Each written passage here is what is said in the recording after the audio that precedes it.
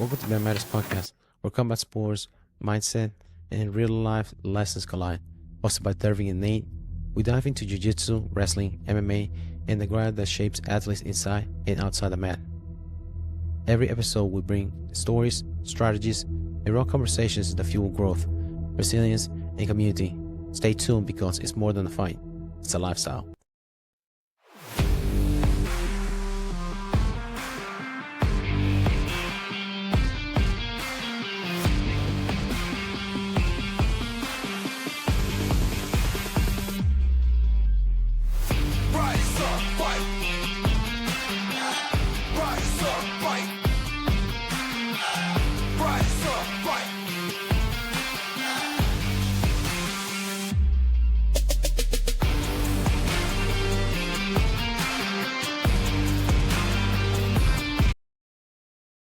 What's up, everybody? Welcome back to Man Matters Podcast, episode 86.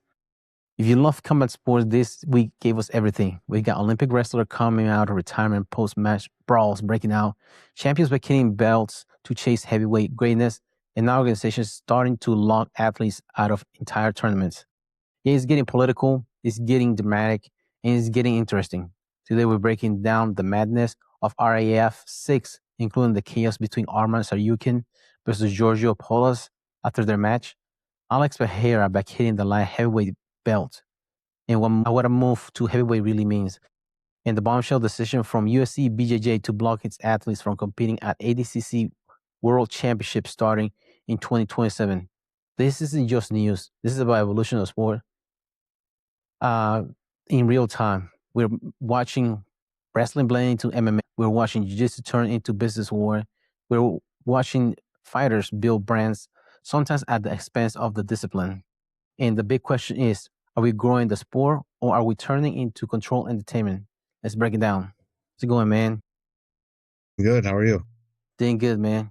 Just getting used to these allergies. I started doing allergies until I was actually in my 30s. So I know that was a thing. Yeah.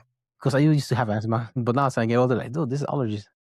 Dude, I've had the same thing. I never had allergies until, like last year. And it's terrible. Yeah, you know what it is. Yeah. Because you can pinpoint it, like, what is it?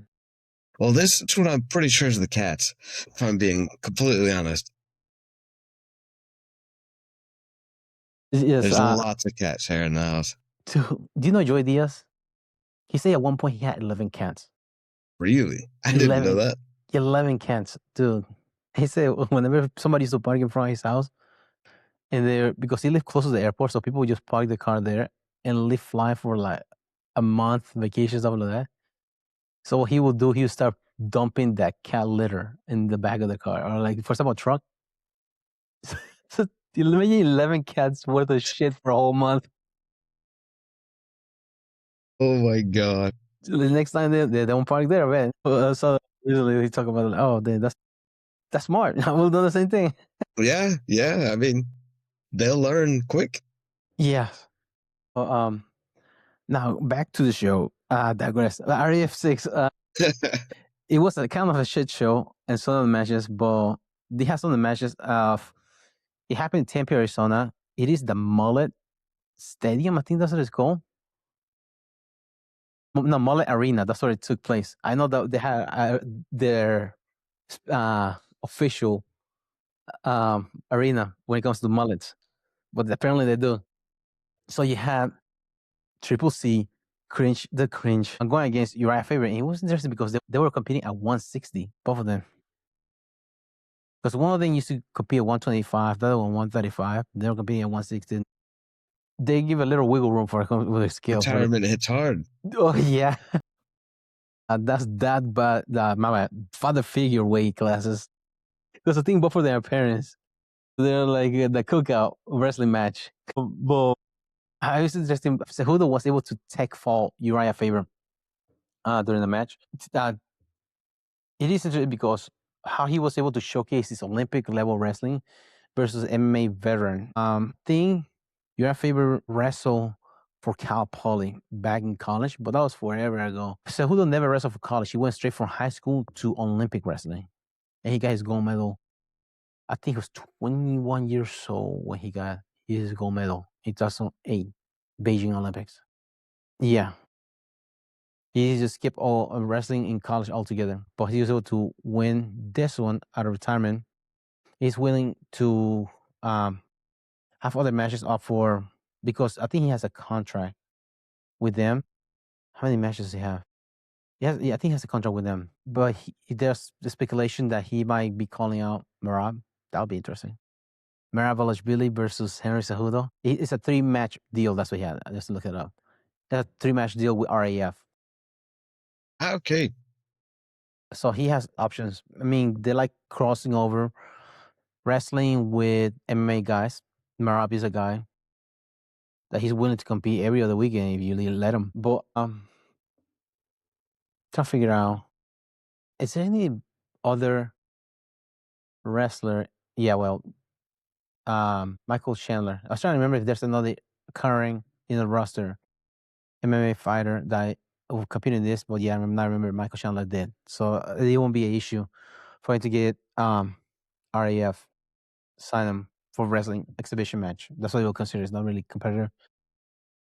It is not a athletic commission that has to oversee it. Obviously, because of the weight classes. I mean, 160. Yeah. But another interesting match was David Carr. He defended his welterweight title against Baba Jenkins. He won 13-2. The match was Sahih Valencia. He's a world champion. Competed. Jordan Oliver. He won against Bob Marley. He's on the tear in there, but he likes to win close matches. I posted a video earlier about Keelan Jamison. It's Moxie Bull. That's his nickname on his Instagram. He went against Clay Wida. He beat Clay Wida, and he talked about how big of a win that was mentally, not just physically, mentally, emotionally, because he looked up to Clay Wida when he was coming up as a kid. He there went to college. He had a lot of struggle in life, tried to commit suicide a couple of times. He ended up in jail, homeless. And now he's able to build himself up as a brand. He compete with somebody that he looked up to, and he was able to beat him. Then they ask him, what do you say the younger self? From this point, where you say he gave words of encouragement, just keep going because it will get better. And that was interesting that he gave that interview after being so open about it, that kind of situation, because it can happen to anybody. But the results that demonstrated in here that become like a showcase of both elite grapplers and crossover MMA talent, in which that's what it looks like on the business part for this event. That's what they're targeting towards, trying to get some of those fans for MMA to get interested into freestyle wrestling. How are wrestling and MMA grappling promotions interconnecting? Are fans better served by cross promotion or focus league? Doing a crossover of, for example, the MMA, or just having their own athletes to build them up and people eventually being grow into the organization? What should the team be? You mean like have athletes essentially start wrestling and like that's all they do? Mm-hmm. And then, you have your MMA guys that's all they do. No, as far as like, don't bring those MMA guys. Just have kind of like the ultimate fighter of freestyle wrestling. Just like organically build those people up, even though they're not as noticeable. They're not having much notoriety. I think there's benefit in both. I mean, really, if you can build those guys up, if you could, match them up against UFC guys, or I feel like the benefit of bringing in UFC people from the UFC is they're kind of like proven fighters. People know that they're good. People know them in general. So you're much more likely to, just catch people's attention with it. Even if that's not your main ups and not your main matches that you're, have going on. I think it helps to have some crossover. Yeah, I agree with that. Because people are willing to pay a lot of money for it, but but back then for pay-per-view, watch those people compete and fight him. Now those are known names. They're willing to see him in a different exhibition matches, which is not as difficult to understand as jiu-jitsu rather than wrestling. Wrestling is a little more transparent. Oh, you take him down, you get points for that. Turn it back out, you push him out of bounds, like you get a point for that. It's more transparent. But jiu-jitsu is more difficult to understand. Not the crossover part. How many times you've been to a like an MMA, like a UFC card, and somebody tap out or something, and everybody's like, "What happened? What did he tap?" Like they're like Yeah. confused. Oh, what Yeah. happened? So frequently. Like, what did he get away with? Like, oh, that's what it was. Yeah. Yeah. I mean, I do hope that people watch these wrestling matches and learn the excitement of grappling. Because I hate watching the UFC and people start booing when people go to the ground. Like, I get it when you don't understand, it's nothing, but when you do understand, it can be very exciting to watch. Yes, you can understand what's going on. Yeah, Instead of just being a bummer. yeah. You want to Funny see that? fact. Go watch boxing. Yeah, yeah. You want to see, or that is interesting because considering that there are other leagues in which they are purely striking, like kickboxing, they don't have many views as jiu-jitsu. They're not as well known. I wonder what that reason is, because those are available to watch. Yeah, I feel like MMA is it's more brutal. Do you think it's because more ways to win than just knockouts? I think so. I mean, And you I don't have think 10 so. count. You don't have a 10 count either. Right, right. I think that's kind of, yeah, exactly. I think that plays into it. I just feel like when you're watching boxing, it's a lot slower because there's so many rules, so many things you can't do. MMA is, you can go out there and you have people who don't look like they know what they're doing Yeah. going out there. You know You what I think mean? I was emulate also a real fight? Because whenever you fight somebody, you knock him down, you stop. You don't stop and wait for him to count to get up. In a real fight, you fight him until somebody pulls you off him. True. I don't know if that's why. I don't know. I feel like people like to watch brutal stuff. You know what I Yeah. mean? Yeah. MMA just feels a little bit more unfiltered, I guess. Or what's the word for it? It's not organic, but it's more, I guess, natural. That you seem that way because you can catch it more than one way. You win decision, or you can win submission. You can win knockout, TKO, reverse stoppage, nut shot. There's different ways to win. Right. Well, and that's true as well, because I mean, inevitably when you have something like boxing, people are going to use the rules to their advantage. So when you box, you have your guard much higher. You know what I mean? Where MMA, you have to guard the entire body. You have to be much more aware, I guess you could say. Yeah, when you try to avoid a haymaker, you get a leg up and take down. You try to avoid your legs take down, you get rocked in the head. You out of position easier. And also the range is different.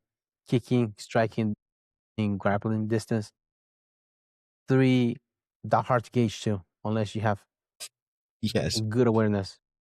Another interesting thing that happened in RAF 6 was Arman Tsarukyan.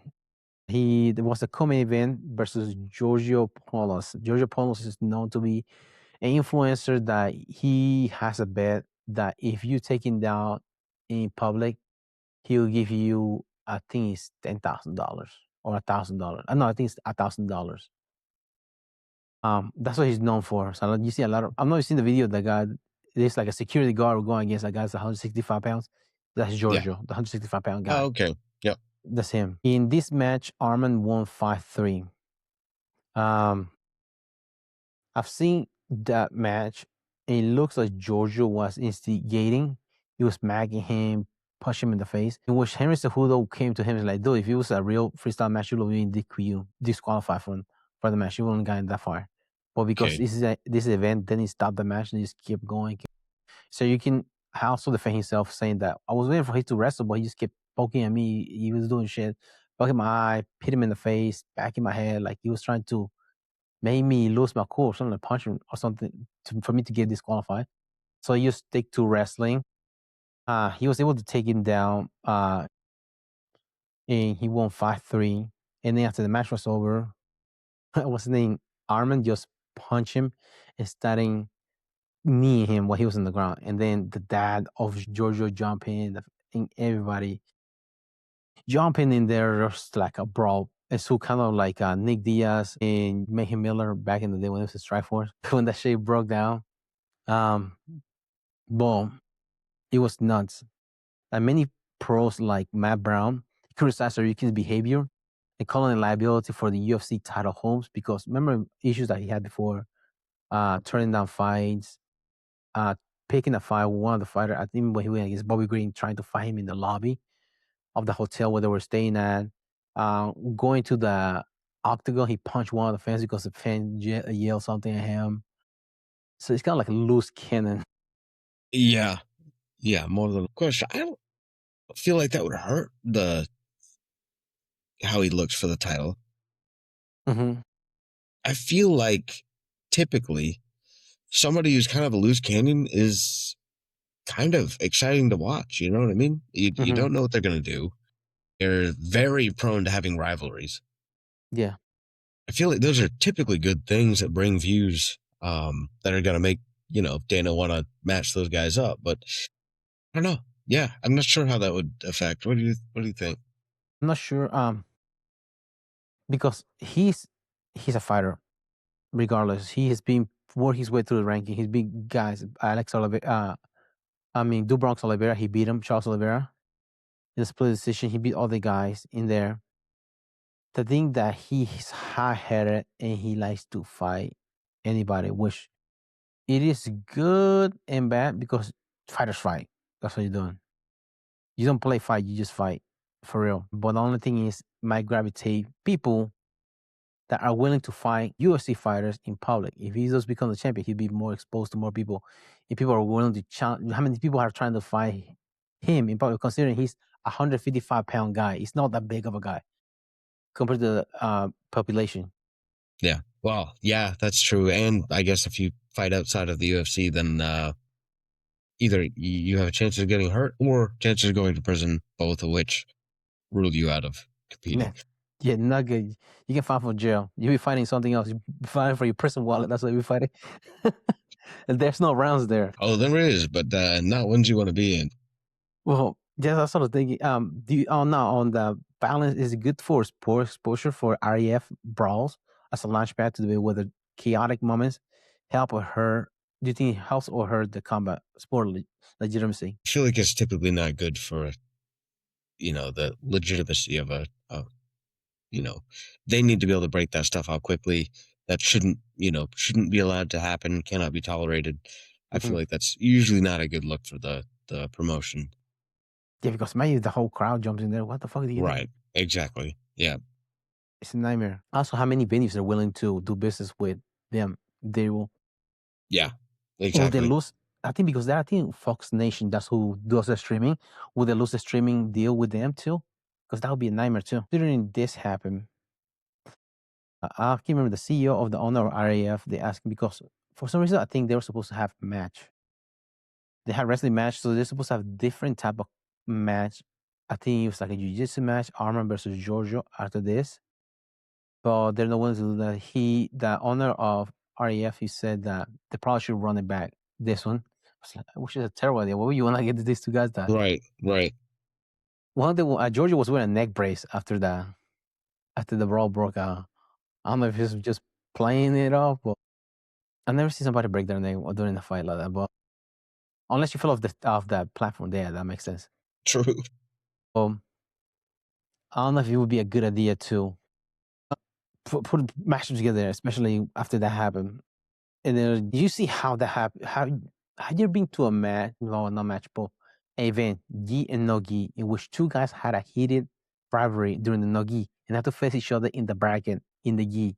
So they already have built up expectation you want to see forward, and then go fist to cuff in the gi matches because of what happened in the no gi. Have you ever seen that happen? I actually don't know that I have, but I could definitely picture it happening. Yeah, because they just the extension about. I don't know how they were able to stay there the whole fucking day to go to true fucking bracket and not fight each other. Right. Yeah. I think it probably is money incentive because they pay for the bracket. Every single fuck, I don't want to get. I want to get the $2 medal. Yeah. I must. It's a must purchase. Yeah, I don't know if. Because remember, they are also. Eric Bischoff is coming from the wrestling entertainment world, which they gravitate towards that entertainment side. So you have to take that into equation, which when they're trying to do business wide ball. certain things you can sell, but man, you can get like out of hand real quick. Like holding a Molotov cocktail in your hand Yeah. as a firework. Yeah. That thing blows off, you're fried. We should see how this plays out. See if they're able to figure it out and calm down because Arman is a hothead. It's Yep. Armenian blood that he has. Now, speaking of fighters chasing bigger stages, Alex Pereira vacated the UFC Light Heavyweight title. He vacated the title, creating a vacancy for signaling he's likely moved to heavyweight next. And with him moving up, UFC had already booked Yuri Prochazka versus Carlos Ulberg. By the way, Yuri's supposed to have his kid coming in April. Has a kid on the way, too. And now he has a title to compete. He's supposed to fight for the vacant belt at UFC 327 in April. Big opportunity for both men to reset the division. And I'm not sure how deep is the. I have to look at the ranking for UFC Light Heavyweight because Pereira went to Jamal Hill, went to Killer Roundtree, Yuri Prochazka. Who else is in there in that weight class other than Carlos Ulberg? When one of those they win it. So you got Killer Roundtree, Jan Blachowicz, which is like 42 or 43 years old. It's up there. Volkan Ozdemir, which was a contender about 10 years ago.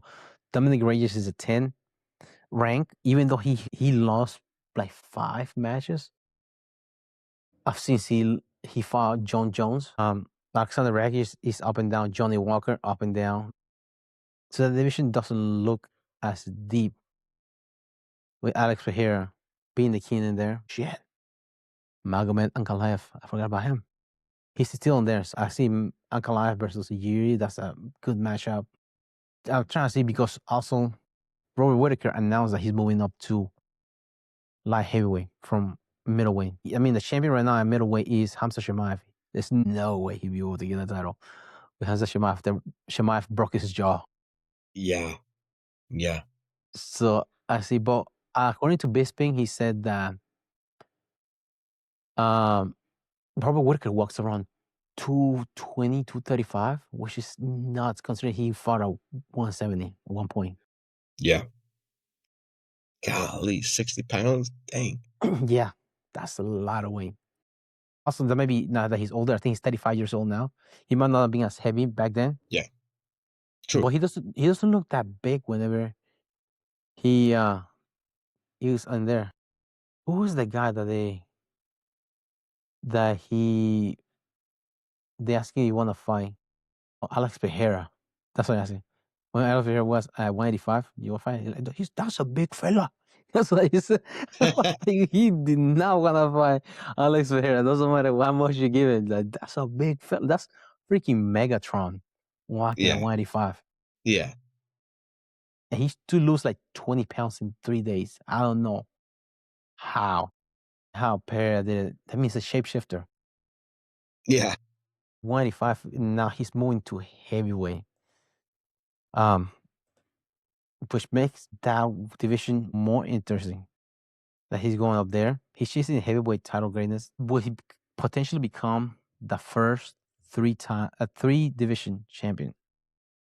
But also, do you think there will be an interim because what's his name is out? Aspen?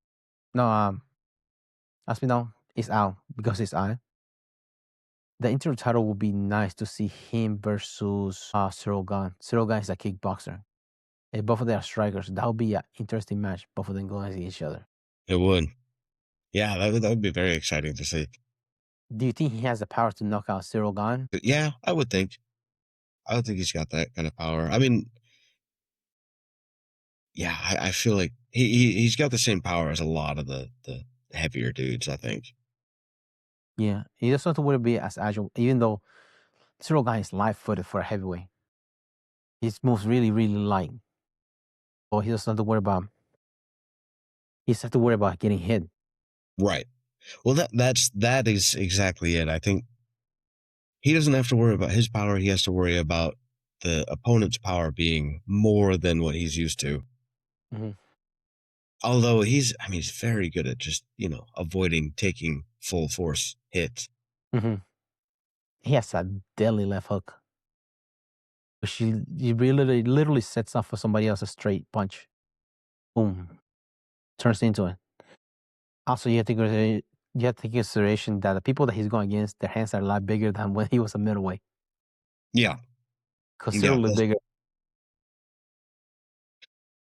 Which I don't know what he walks around. Probably 230, 240. Pereira? Huh. Yeah. I thought it was something like that. Yeah. It depends what the guys walk around. How does this affect UFC matchmaking in the future for super fights? Now, if they bring back, what's the name? Francis Ngannou, that would be. Yeah. Francis Ngannou versus Pereira. Right. Because both are knockout kings. Mm-hmm. Putting lights out. I feel like Pereira would really beat. Because he likes to bomb rush. Yeah. Francis Ngannou. Yeah. And Pereira, he has that sneaky leg kick. Mm-hmm. I feel like Ngannou is not that skilled, relatively speaking. Obviously, he's very good, but he's just got immense power.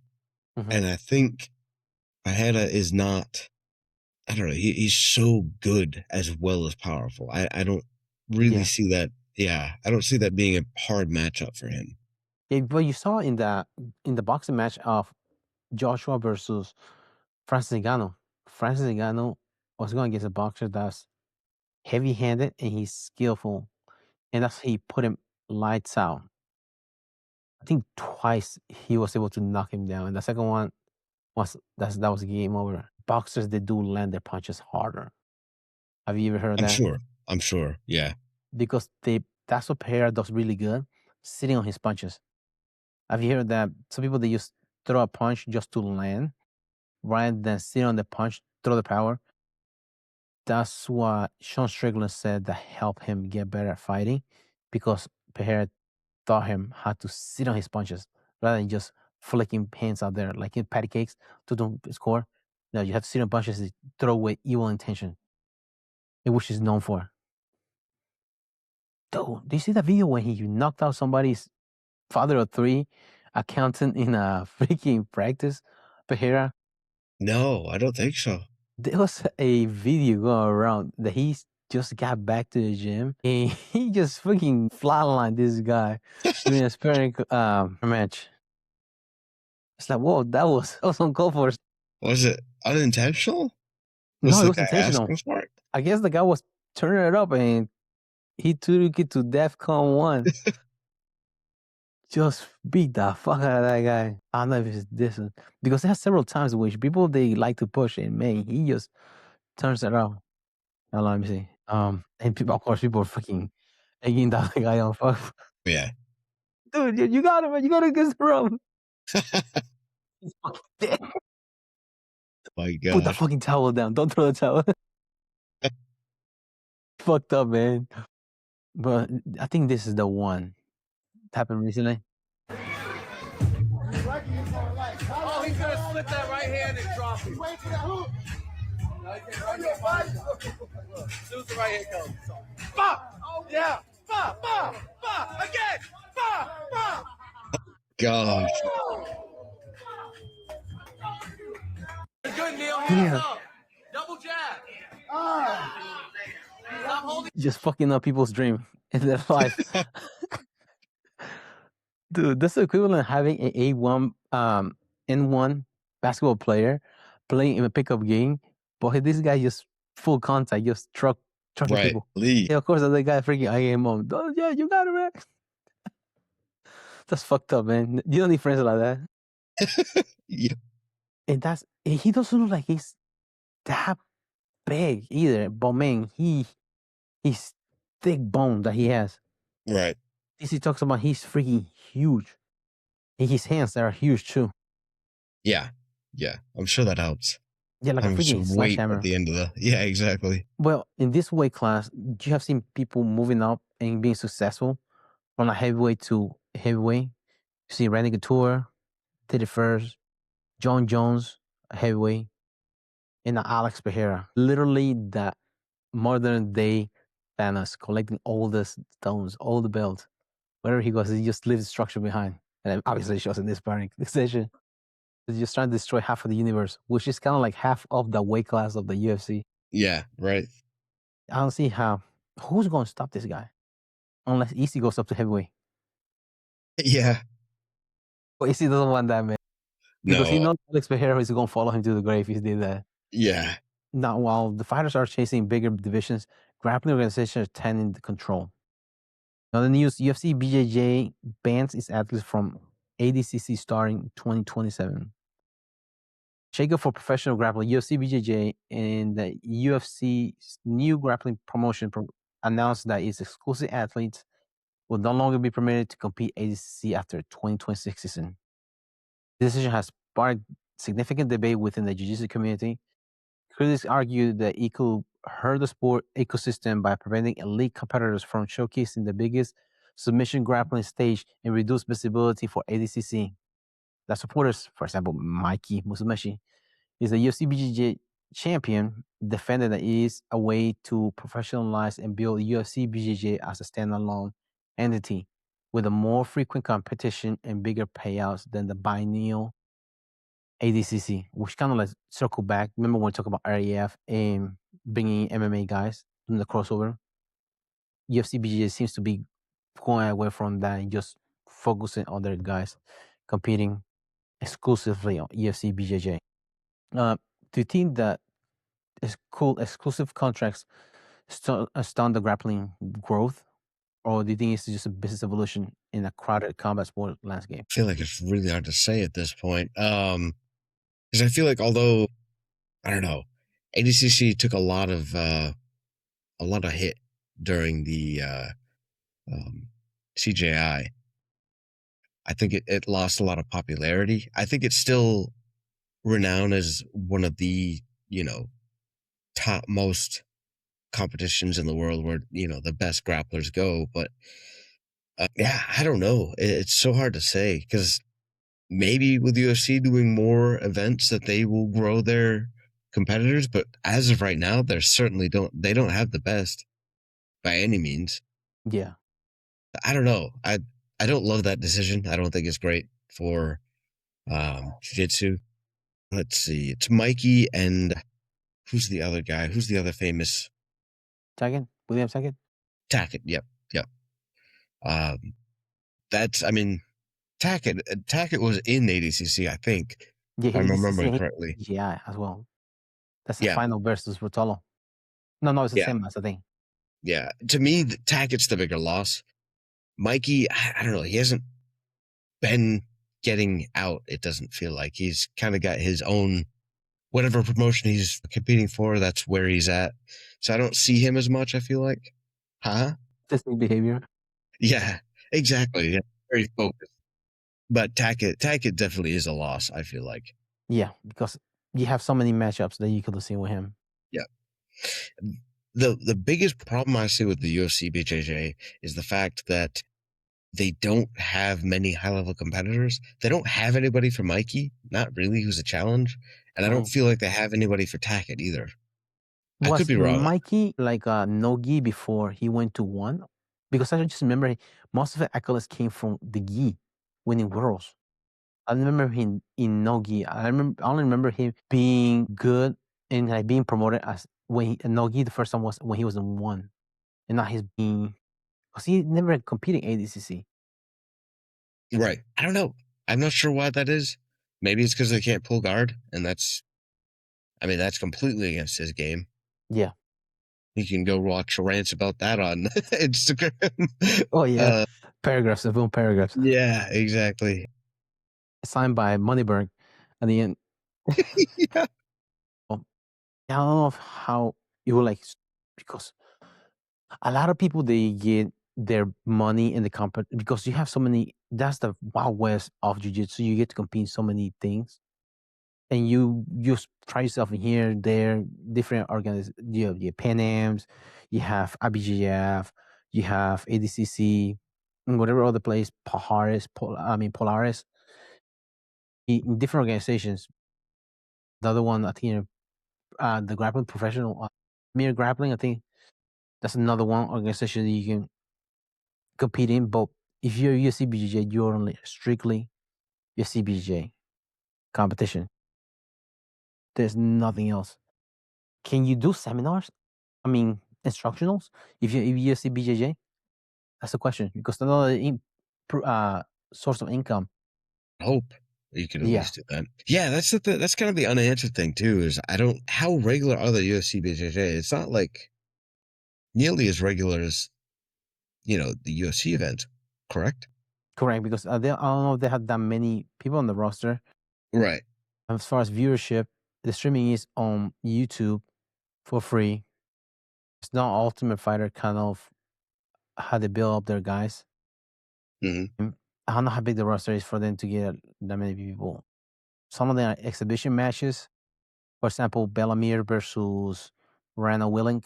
That's kind of an exhibition. I'm not sure if they were competing for a belt, getting ready for a belt within the organization. I don't know how fast they're rotating those guys. Canuto, I've seen him do 3 matches. One of them was against Taken, and 2 other ones that I can remember.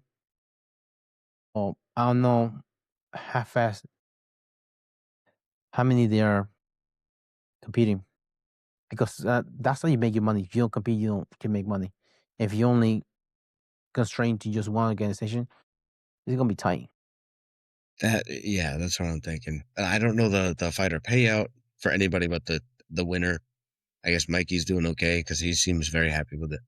But Yeah, you don't know the pay or the amount of times that they'll be competing a year. It doesn't seem like a livable, even remotely livable thing. yeah, because you have camps, traveling, coaches. Right. Yeah. There's so much that goes into it, and I don't know. Really don't like that. Another interesting thing I saw that UFC BJJ was they changed their name of the arena. This Meta Apex, I think. It's not UFC Apex anymore. Really? Yeah, which Yeah. Mikey Musumeci was getting paid to coach Zuckerberg too. One of his previous employer, purely confidential. Yeah. Dude, oh man, you'd be crazy. Everybody has to bow to Moneyberg when they go into the matches of UFC BJJ. Fucking like a freaking Mortal Kombat. God, you're so sick. Oh, everybody has to come in. They don't have to wear that rock shoes. They all come wearing socks. Yeah. That'd be wild. Yeah. And then going back to the exclusivity thing, that will force that organization. Well, the organization doesn't really. I was going to ask, do you think the exclusivity elevate the pay and structure for the fighters? But usually, whenever you monopolize something, you don't necessarily pay those that work for you more because you have more leverage. You have put restriction on their source of income. So I'm not sure how it will help the athletes because they are so constricted now. In which the disruptor, Craig Jones, talked about that before whenever he was with Musameshi in the Mighty Mouse podcast about how he was against UFC constricting contracts. Yeah. How do you think it feels now we cover for the athletes part? How about the fans? You to keep interested because like you said, it doesn't seem that interesting that matches that they're giving to Musameshi because they are giving him Pan Am champion, like Euro champions, world champion, and some of them like they give Pan Am champion boys in gi. That guy didn't compete in no gi. Shit, different. And you would think somebody like freaking Claudia Gadeja will know the difference between gi and no gi. Right. But she's I think she's one of the promoters, another promoter, but like she works sort of matchmaking. Then she will know about that. It is weird the way they're running it. But for the fans, how do they keep it interesting? Yeah, I mean, I really don't know. I haven't been that impressed so far, to be completely honest. Now, for March 12th, that'll be next week, that 2-time ADCC silver medalist, Nikki Rod, is going to be UFC BJJ. Do you know that? Say that again? Nikki Rod. He's going to Yeah. UFC BJJ, competing next week. He's signing with them. Really? Yeah. No, I didn't. That'd be interesting if he goes against Marigali. Because Marigali is in there. Right? Yeah, that would be a really interesting one. Who does he have? Let me look it up. UFC BJJ. He's $1 million man, remember? That's right. What do you do with your money? Sign up for UFC BJJ. You face 2-time IBJJF No-Gi World Champion Elder Cruz.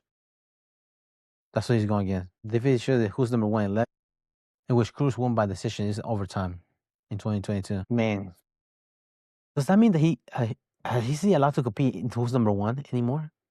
Nicky Rod? Now that he's UFC BJJ? Yeah. That's a lot of matches. Marigali did a couple of them too. But most of Nicky Rod were who's number 1 matches. Damn. So I feel like who's number 1 was the promotion that was most consistently putting on good fights. So yeah, in that way, I feel like UFC is detracting from jiu-jitsu. You know, it's they're pulling people from who's number 1. Yeah, that'd be crazy. That'd be nuts. Yeah. Damn it. That would suck. Mm-hmm. That would suck. He's not allowed to be CGI 3. Right. Damn. Yeah, that's not good.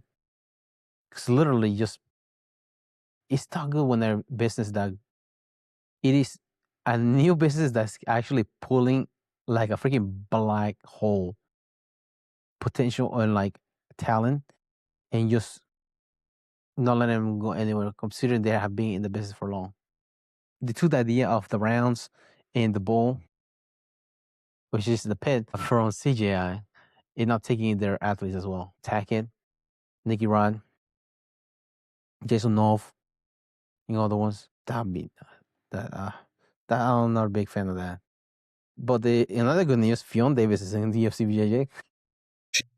Yeah. Good for her. Yeah, she's going against Kasia Mora. Somebody that really complains about women's pay. But meanwhile, do you see the membership, how much she charges at the gym? Yeah. I don't know how much she pays, but I've heard it's a lot.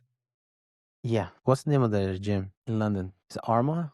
No. That's $307 a month. It's wild. For membership there. She complaining about the membership of other gyms, like charging too much to the athletes that are not professional. I don't know. She's not complaining about that. She's complaining about people not getting paid fairly. How about charging people fairly? That's crazy. Yeah. Yeah. I don't know. I'll be honest. I just kind of got tired of hearing her talk. She just complains all the time, and it's not really logical complaints. I don't know. Typical jiu-jitsu people ranting. Yeah. I mean, like I get the complaints against ADCC, you know, not changing the prices and all that, but like, I don't know, her complaints are just like overboard. It felt like. That's recreational. That's a recreational hobby. Complaining. Yeah. Speaking of crazy preposterous brands, which the king of brands is freaking Gordon Ryan. Do you hear about their gym? $20,000 lifetime membership. It's limited to 5 people. He announced it. I don't know when, but I've seen it recently. It's a lifetime membership for $20,000. It's only allowed for 5 people. 4 if you don't count money burn. Who will pay that much? And what does that packaging entail? You get a locker in the gym for life. That'd be fucked up, man. That's a lifetime membership. You get a plaque. You get some flip-flops. In the cock chair. Traveling. I was trying to remember the name of those flip-flops. I can't remember the name of them. They had to deal with. I don't remember. But yeah. Kingsway flip-flop. Hey. Life 20,000. Toho. That's the name of it. Toho. That's the name of the company that had the yeah. ostrich. Dude, I can find that chair. You saw that, by the way. I can find that on the inventory, like everywhere else. I look because when we were looking at it, it's like, dude, they have it there for $10,000. I think that's what it was. He tried to one up Craig Johnson with $20,000 lifetime membership for those chairs that sold out. Yeah, I don't know what that entails. How much does he charge a month? I wonder, because like that's. I'm not sure, but he had the seminars were not that individual. They were crazy. outrageous. Yeah. Am I thinking right? That was like a $1,000 an hour or something like that. Yeah. It depends how many people were in their class too. So just look at the membership. You have to show up over there with a bodybuilder rash guard. It doesn't say much about their. Do you get a discount if you wear a money brush Okay. card? Hey man, I wanted to drop it. Yeah, but you have to wear your socks the whole time you're enrolling the. You have to pay one way or another. Okay, so 3 classes a week is $350 a month. Yeah. The monthly membership for unlimited classes is $400 a month. And $350 a month for kids. Who's gonna pay that? Yeah. So you got, especially if you ever had like, God forbid, 2 kids you're trying to put in. Yeah, that's $700 a month on just jiu-jitsu. Who can afford that?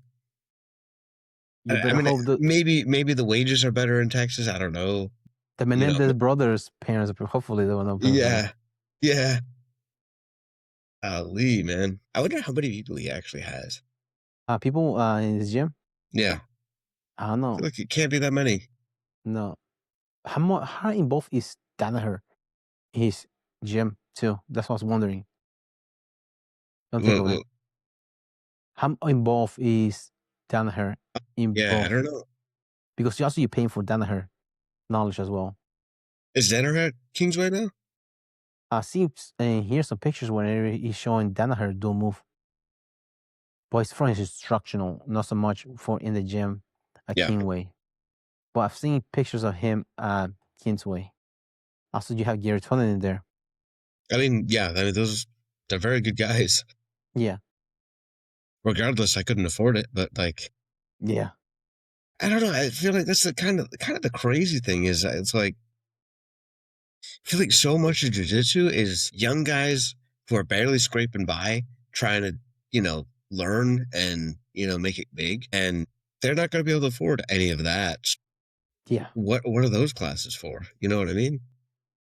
Yeah, you can eat. You'll be making weight, no problem. Yeah. You have to go away because you can eat. Yeah, you're not eating at all. So hopefully you to find some sort of deal. You get mopping the mats, get a discount, or you get paid. Okay, so your actual membership came out of this paycheck, so you're not getting paid. Shit. Just go cry. So then, anyway. Gonna be real hungry this week. I mean, I wonder if I guess maybe his competition team would get a discount, maybe. I don't know. Because you have Elena, you have Mergali, you have Elmore that are in the team as well.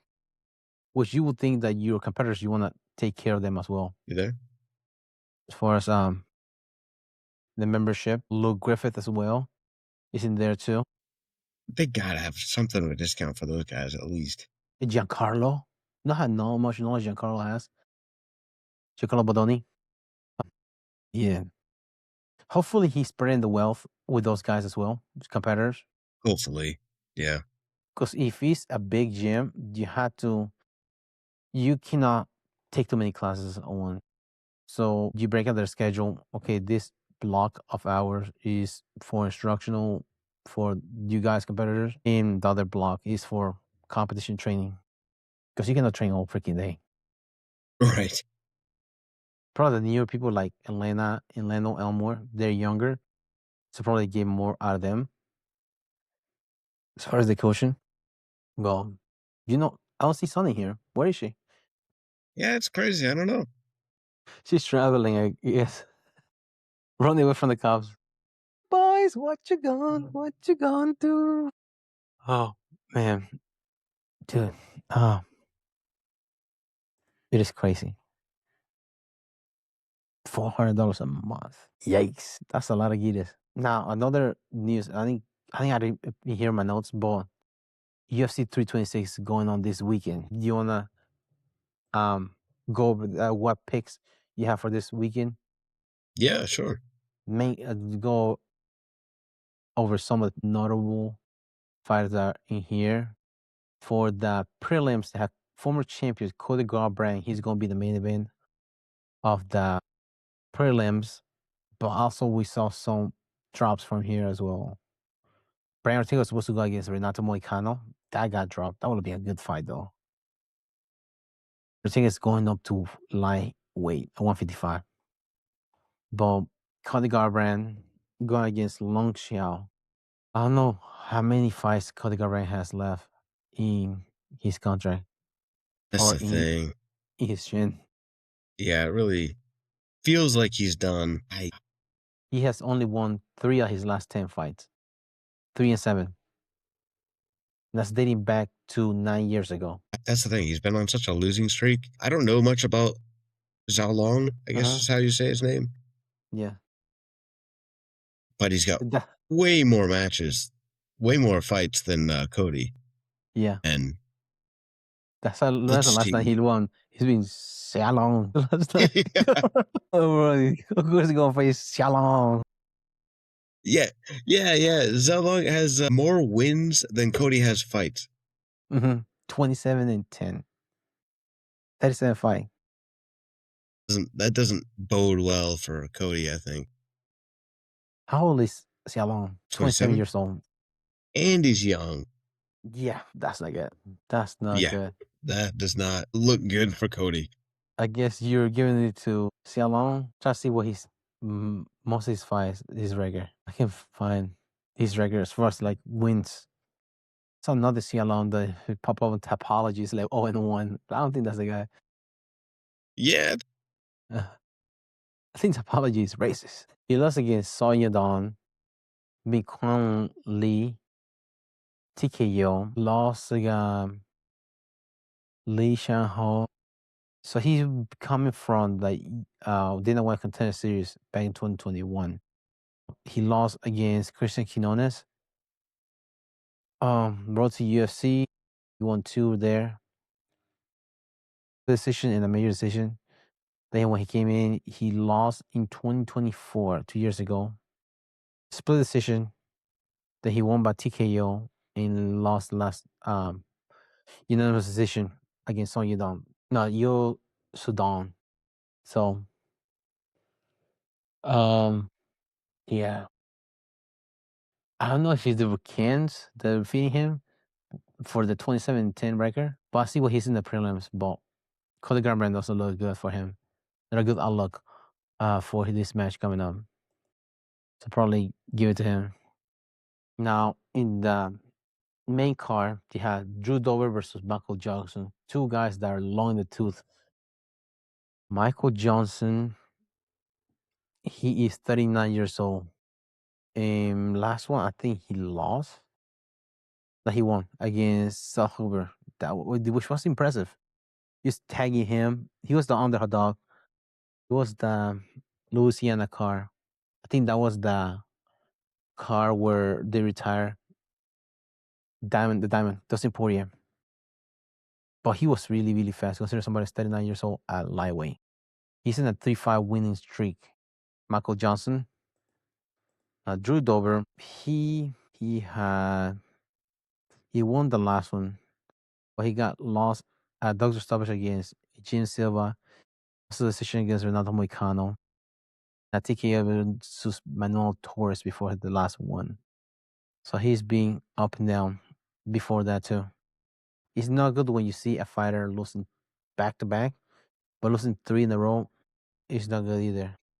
He won the last one, TKO, but it was one point was deducted round 3 due to an illegal groin strike.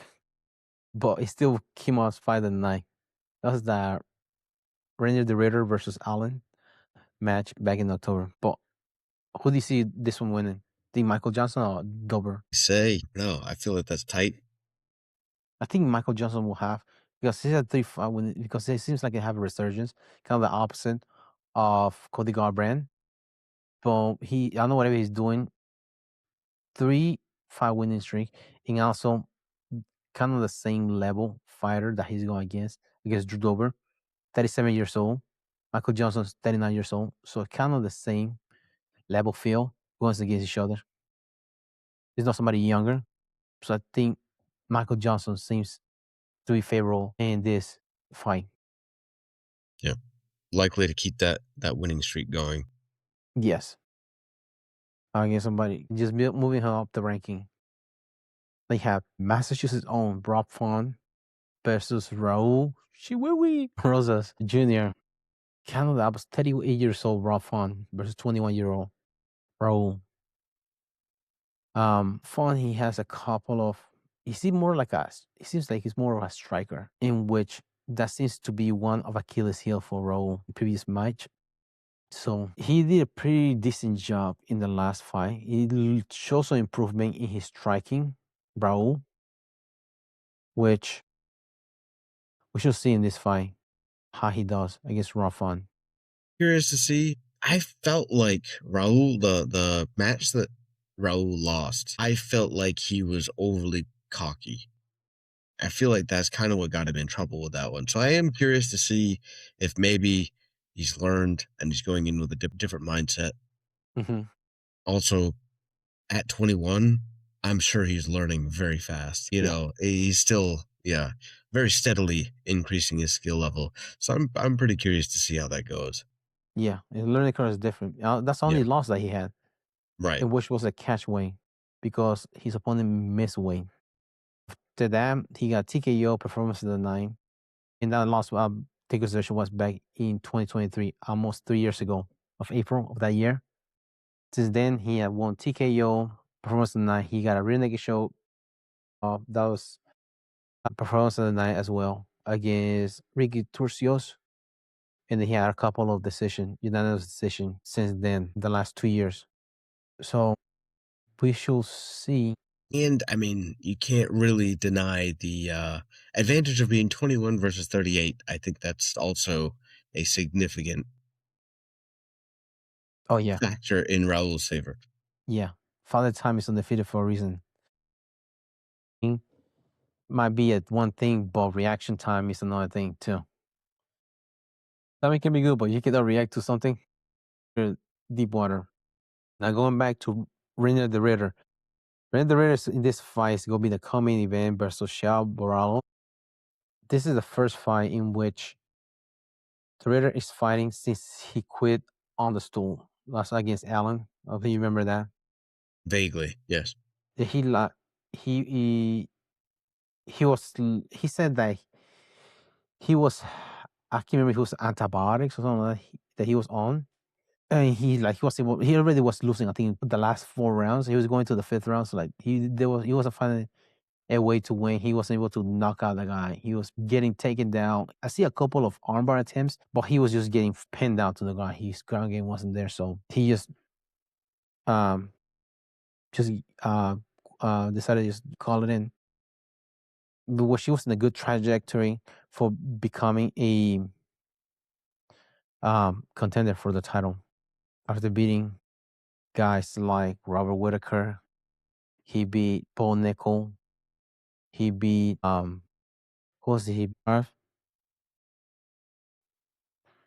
He was in the trajectory to become a Kevin Holland, another guy that he beat. He submitted Kevin Holland. So he looked like he was on the trajectory, and he was a finisher as well. But we should see how he bounces back from that match. Please, hopefully we see good things. Yeah.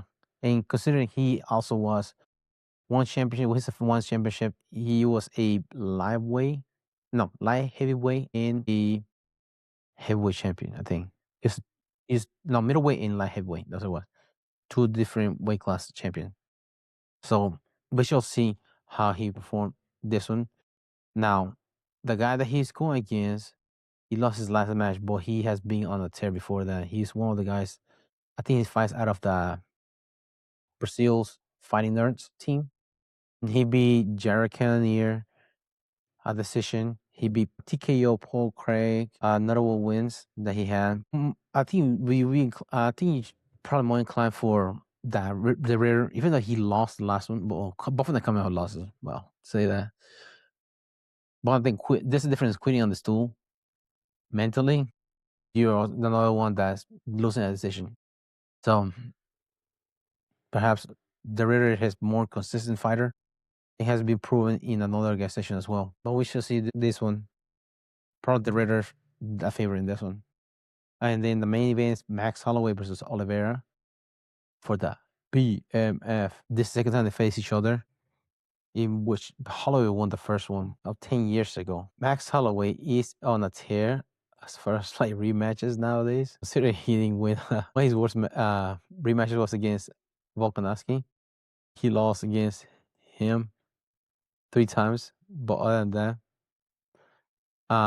well, in this one, the first time Max Holloway went against Charles Oliveira, he beat him by KO in the first round. I can't remember. This is the one where he has complained about a rib or something like that went out, and then they called the fight. Of Charles Oliveira was complaining about it, but this will be interesting. Yeah. How do you think that's going to go? Good question. Max Holloway has only one loss. No, he hasn't lost at 155, has he? Because he beat Dustin Poirier. He beat Justin Gaethje 155. He lost against Pereira at 145. He got knocked out, but he hasn't lost at 155. He's a big Hawaiian too. Also, he only fought once last year against Poirier. That's the only fight that he had. So, will he be more active this year as a champion if he keeps the title? Hey, I mean, hopefully. I mean, I like watching him compete. Yeah. He's 3 months in. I could see him getting in another fight this year at least. Yeah. Because the last one, he was only July. That's the last time. Right. He had a fight. Charles Oliveira is 36 years old. Rebrand himself as a predator. Max Holloway is only 34 years old. He's been fighting forever. Feels like he's been doing it forever, yeah. I think he was 18 when he first started. The UFC. Yeah. So 16 years, I think, so not being the roster. But Oliveira, back to Oliveira, he has lost against Tsarukyan once a close decision, knocked out by Pereira. No, not Pereira, but what's his name? Up to Poirier. Then lost against Islam Makhachev. 1, 2, 3, 4, 5, 6. So he's 3-3 in the last one. Last one being face crank against Matthews Gainrod Abrigo. Beat Michael Chandler. He already beat him before then, and twice. And then the Neil Dariush TKO. You have to take consideration how the people that he went against in those wins. Neil Dariush hasn't been consistent since he was almost there, but Neil Dariush, he had some crazy winning streak. He took some time off and then he hasn't been the same after that. So take that in consideration against Oliveira for that win. The Chandler, the real estate salesman, I think he has only 2 wins, Hooker and Tony Ferguson, I think, in the UFC. After that, other than that, he has lost everything else. And Gamrot too. So I'm not sure. I think probably I think I'm giving it to Max Holloway this one. Holloway's been doing so well. He seems like a kind of unstoppable force at the moment. Oliveira's fun to watch, very well rounded and very good fighter. But yeah, I think Holloway's got in the volume that he puts too. Exactly. Do you think he'll be able to get him down to the ground? That's the only place I think that I can't remember Max Holloway grappling much. Even though he is pretty decent. Yeah, I can't either. I feel like, I don't know, Oliveira reminds me a lot of Cowboy in the fact that he's slow to get going. And Holloway, I think, could overwhelm him. Put him on the back foot. Get like a... So that's our pick for this weekend. So it'll be Holloway, Daniel the Ritter, Brawl, Michael Johnson for the main event. I'm not sure about the other guy. Gregory Rodriguez versus Bruno Ferreira. I'm not familiar with him. But that's our pick. Make sure to use our link for DraftKings. Yeah, I just came with that one. Yeah, man, I don't have anything else. Do you have anything else? Okay. You want to close that? Thank you guys for listening. Give us a listen on Spotify, YouTube, Amazon Music, iTunes, and iHeartRadio. Thank you guys again for listening. Let us know what you like, what you don't like. Follow us on Instagram. Thank you guys. Thanks for tuning in to the Mad Matters podcast. Don't forget to subscribe and follow us on Spotify, Apple Podcasts, iHeartRadio, Amazon Music, and YouTube so you never miss an episode. Drop us a review, share with your training partners, and keep rolling on and off the mat. Until next time, keep fighting, keep learning, keep growing.